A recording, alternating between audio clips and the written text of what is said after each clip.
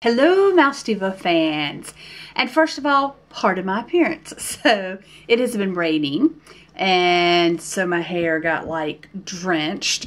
We just got in from seeing the movie Coco. Lakeland and I went. So this is just a quick vlog on my thoughts, opinions, and things I've noticed about the movie, just to share with you guys if you haven't seen it. And if you have seen it, this could be a good way to converse with each other, to get each other's thoughts and opinions. So any thoughts you have or opinions on anything that I say, please comment below. Without giving away too many spoilers, you know, in case other people haven't seen it. First of all, if you want to see the Olaf Frozen Adventure Special, Olaf here, isn't he adorable? Now that I have seen that little clip, I understand the whole candy cane in the nose thing. It is called, yes, it's called Olaf's Frozen Adventure. It is a 20-minute film short that has been playing before Coco. But I warn you, I'm pretty sure that after the 8th, after December 8th, they are not going to be playing that short anymore. So if you want to see that short, you need to go by December 8th to see the movie. And there's been, you know, some people were saying it was bad reviews on the Olaf's Frozen Adventure, and that's why they're pulling it. But then there's other reports that Disney has said all along it was just going to be a limited run. But either way, it is going to be pulled and won't be shown. So if you want to see that 20-minute movie short, then you need to go by the 8th. And I want to show you this little guy too. So I had got these months, like 2 months ago, I think, at the Disney store. And of course, I didn't know his part in the movie at all, which is a very small part, by the way. But I just thought he was absolutely adorable, and got him, you know, with the whole Olaf thing, because you know they definitely need to be out in the house and displayed. But anyway, so thoughts on that real quick. Graphics were great, and unfortunately I cannot give 2 ears up on the short. It felt like it was forced, like some of the characters were forced in. First of all, Olaf and Sven, adorable as always, and like they definitely steal the show. And of course Olaf is the you know, star of this show. But basically the short is about Anna and Elsa not having a Christmas tradition, and Olaf wants to go find them a tradition. So he goes throughout the village to find them a tradition. And I'm not going to say anything else because some of you may want to go see it.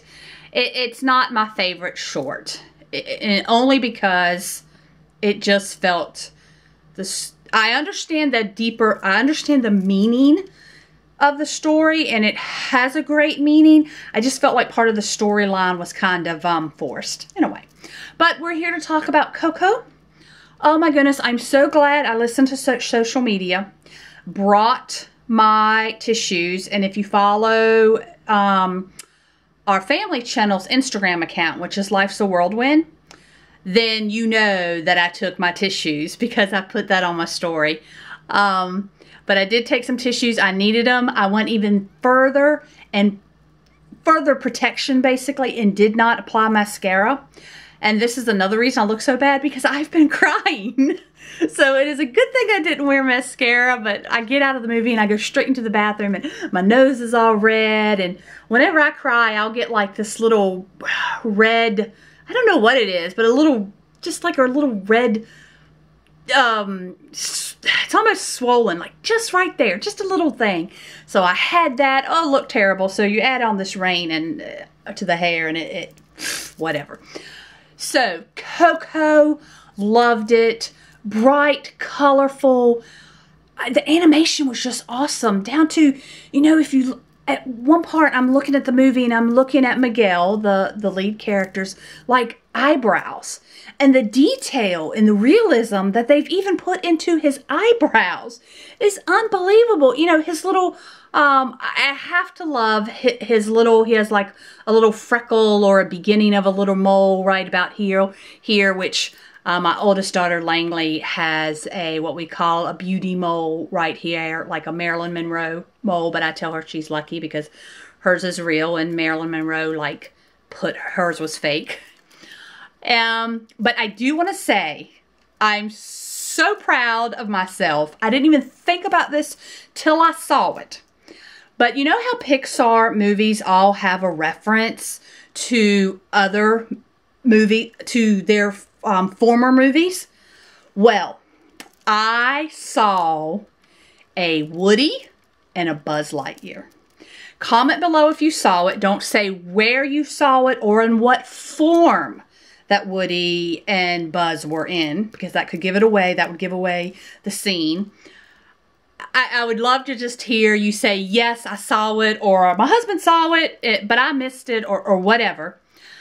I will tell you that the ones that haven't even seen the movie, so that you won't spend the whole movie looking for it, because if I would have thought about it ahead of time, I probably would have been like searching for it the whole movie and couldn't even engross myself in the movie because I'd be looking for this Easter egg, I think is what they call it. But if you haven't found it within, let's say, the first 30 minutes of the movie, do not, we'll say the first 20 minutes of the movie, don't look for it. Don't spend your time trying to look for it. It's gone, it's past, you missed it. But I was so, because I haven't heard anything. I have not heard one person say anything about an Easter egg. I haven't seen anything on social media. So maybe a lot of people haven't noticed it. Oh, another little thing I want to tell you about. I'm going to go back real quick to the Frozen short. It is 20 minutes long. We were in there a really long time because we were there almost an hour before the Coco movie even started. So prepare yourself if you're going before the 8th. With the commercials and then the previews and then the Olaf. And the Olaf is about 19-20 minutes long. We were in there about an hour before the movie actually started. So back to Coco. Storyline is good. A lot of little surprises there, and a lot of you see it coming ahead of time, and that's just because you see so many Disney or Pixar movies, and I won't even call them out. It just, any type of movies nowadays, almost, you can see things coming, and you could see these things coming, but oh, it was great. The research that they did for the movie was evidently unbelievable. We actually stayed through all the credits. I don't know if I have seen so many credits. There was marketing credits. There was theme park credits, which there's no theme park. Like, I'm thinking it maybe be like theme park promotions for the movie, possibly. Like, they have a lot going on in Epcot, so that could be what that was. But, oh my gosh, and then so many research credits, and thank you for this town for letting the researchers do this. I mean, it was so many. So they really researched the whole Day of the Dead thing. It really opened up my eyes to it, and is really kind of fascinating if you really think about what's behind the Day of the Dead. And just the voices, the voiceovers were great. The actor that sings for Miguel, and I know you've probably seen previews, heard clips of that boy singing. Oh my gosh, the boy is wonderful.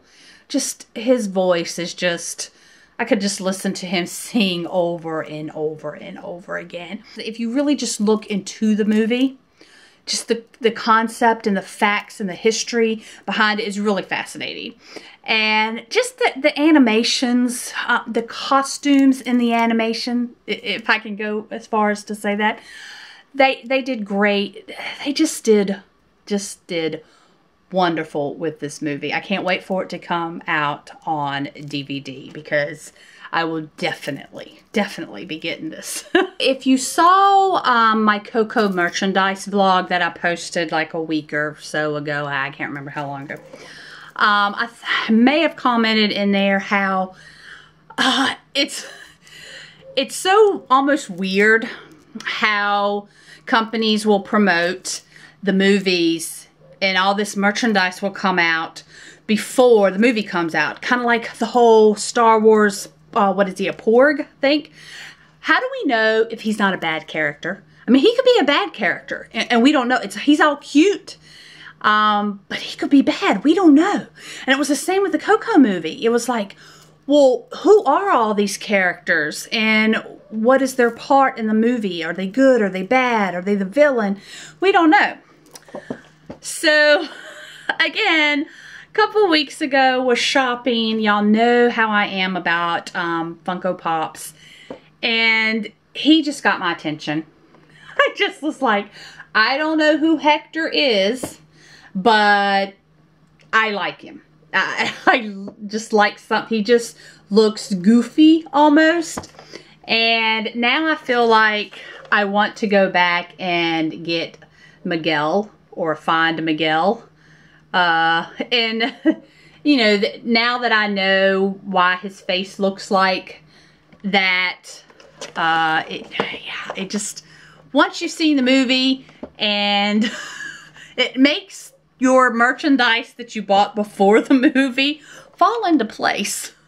Yeah, I'm really surprised. I'm normally not one that will buy stuff before I see a movie just because I don't know anything about the characters. And here I've bought Hector and Olaf. I don't know that I've heard anything bad about the movie on Instagram. I feel like everybody says they love the movie. Some people are even saying, you know, this is their new favorite movie. I will definitely watch it again just because of the symbolism and that little boy's voice. And just the, you know, it gets you. There's emotion. A movie has done great when you actually get emotions from the audience, whether it be crying or laughing or even mad. I mean, even if people get mad at how a movie ended or how a character is being treated, then they know that they've done well in a movie. And COCO, they've done well in this movie. So I highly recommend it. Anyway, that is it. That is my wrap up. I ran on a little bit longer than I thought I would have. I'd love to hear your comments on the movie, on Olaf's short. I'd like to hear comments on that. And I'd like to also know, had you bought any COCO merchandise before the movie even came out?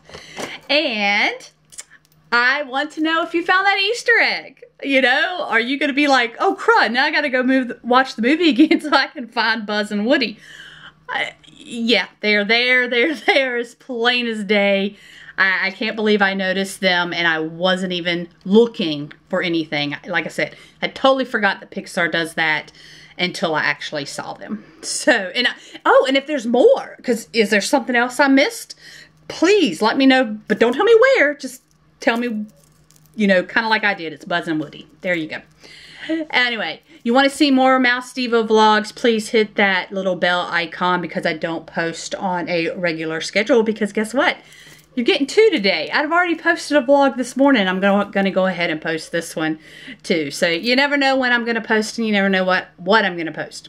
Anyway, like, comment, subscribe. I'll see you at the parks.